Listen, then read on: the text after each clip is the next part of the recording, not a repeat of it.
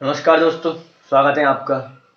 जी दोस्तों, जैसा कि आप जानते हैं, पिछली कक्षा में हमने पढ़ा था कि प्रॉब्लम सॉल्विंग स्किल।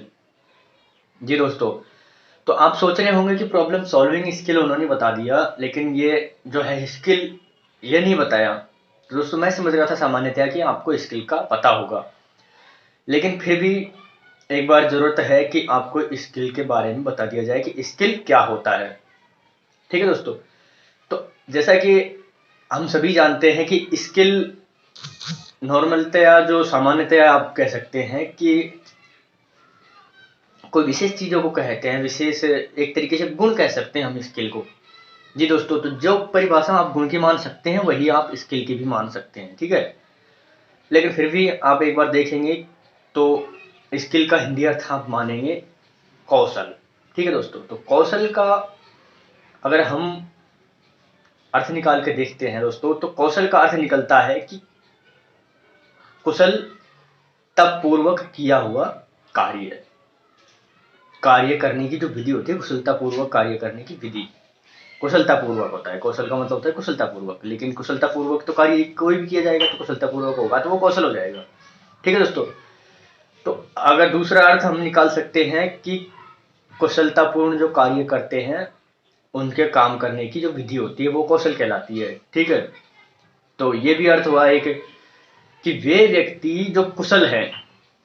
ये भी अर्थ हो जाता है कि वे व्यक्ति जो कुशल है। कुशल का मतलब आप सभी समझते हैं कि जो समझदार हैं, वो जो कार्य करते हैं उनका कार्य कौशल होता है।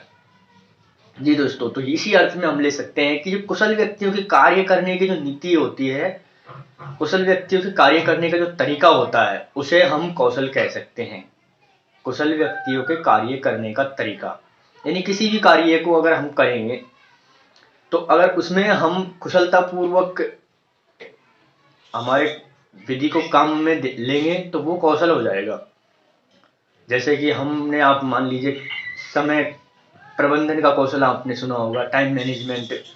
तो टाइम मैनेजमेंट का कौशल होता है कि जो कुशल व्यक्ति होता है तो वही तो कौशल उसको समझ पाएगा, तभी तो वो आगे जाएगा आदमी। अगर टाइम मैनेजमेंट का अगर स्किल नहीं समझेगा आदमी तो व्यक्ति आगे नहीं जा पाएगा, और वो व्यक्ति कुशल नहीं माना जाएगा। जो व्यक्ति आगे नहीं जाएगा, टाइम मैनेजमेंट अगर उसने किया ही नहीं दोस्तों, तो फिर वो कुशल कैसे कहलाएगा, आप बताइए। जैसा कि आप देखेंगे कि किसी भी महान व्यक्ति ने जो है इतने घंटे तक पढ़ाई करी, या इतने घंटे तक वो पढ़े, इतने घंटे ये करते थे, इतने घंटे वो करते थे। जी दोस्तों, तो आप देखेंगे कि इतने घंटे पढ़ाई करते थे, वो इतने घंटे ये काम करते थे, इतने घंटे वो करते थे, तो वो टाइम मैनेजमेंट ही तो हुआ ना, तभी तो वो महान हुए। तो जो वो लोग कुशल थे तो ही तो महान हुए ना। तो कुशल व्यक्तियों के जो कार्य करने की नीति है, कार्य करने की जो विधि होती है, वही हमारी जो है कौशल कहलाती है। जी दोस्तों, ये तो हो गई कुशल वाली बात, लेकिन दूसरी बात हम आएंगे कि कुशल या फिर कार्य या फिर कार्य करने की जो विधि है, वो आपके मन में ये भी असमंजस आ गया होगा। कुशल व्यक्तियों का किया हुआ कार्य कौशल होता है, नहीं दोस्तों, उनके कार्य कौशल नहीं होता, उनका तरीका कौशल होता है। जैसे कि आप देखेंगे कि कोई व्यक्ति आईएएस बन गया तो वो व्यक्ति एक तरीके से कुशल हो गया, क्योंकि वो कुशल था तो ही तो आईएएस बन गया ना। तो उन्होंने जो किस तरीके से पढ़ाई करी, किस तरीके से उन्होंने अपना समय प्रबंधन किया, तो वो उनका जो तरीका है वो कौशल कहलाएगा, ना कि उनका जो काम है वो कौशल कहलाएगा। उनका जो तरीका है वो कैसा कौशल कहलाएगा। आपने देखा होगा कि बाबा साहब भीमराव अम्बेडकर ने इतना पढ़ लिया, आपने सुना होगा कि उन्होंने संविधान में भी काम किया, और भी बहुत सारी बातें आपने सुनी होंगी। तो एक व्यक्ति इतना पढ़ा, फिर उसके बाद में उन्होंने इतना दोस्तों जो है काम किया, तो वो मान लीजिए आप समय के कितने धनी थे, तो उनका जो काम करने का तरीका था वही कौशल होगा दोस्तों, ना कि उनका जो काम है वो कौशल होगा। उनका काम तो आप देख सकते हैं, उनका साहित्य है, उनका जो संविधान भी है, ऐसी कई चीजें हैं। तो उनका काम ही कौशल नहीं है, उनके काम करने की जो विधि है ना वो कौशल है दोस्तों। जी दोस्तों, तो कौशल का मतलब आप समझ गए होंगे, मेरे को ऐसा लग रहा है, क्योंकि कौशल में कोई ज्यादा भेद नहीं है। दो शब्द, इसका दो अर्थ निकाल सकते हैं हम। कुशलतापूर्वक किया हुआ कार्य है, वो तो अर्थ इसका होगा नहीं, कुशलतापूर्वक कार्य करने की विधि होगा। और दूसरा होता है कुशल व्यक्तियों के कार्य करने की विधि। तो वही बात हो गई, कुशलतापूर्वक कार्य वही लोग करते हैं जो कुशल होते हैं।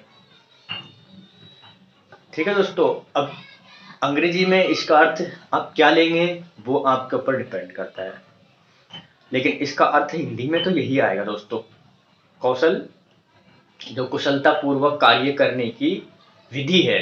अब आप किसी भी जगह पे जहां पे भी आपने समझदारी से काम लिया दोस्तों, जहां पर भी आपको जरूरत पड़ी, किसी भी जगह पे आपकी कोई समस्या आ गई, आपने किसी चीज का आविष्कार करना है, आपको कोई और काम करना है, तो जो आपकी विधि हो गई दोस्तों, वो आपका कौशल ही कहलाएगा।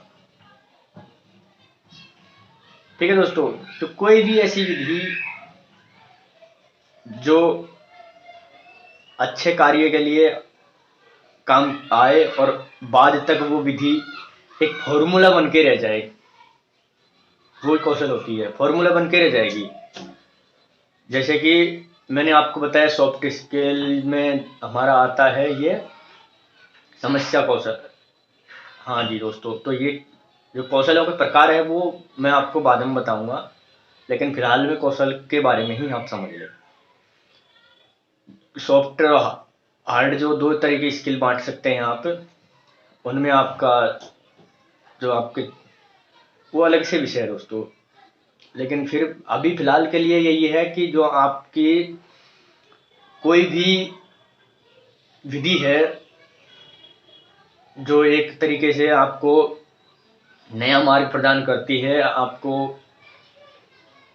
काम को अच्छा बनाने में सहायता करती है, वही आपकी कौशल है।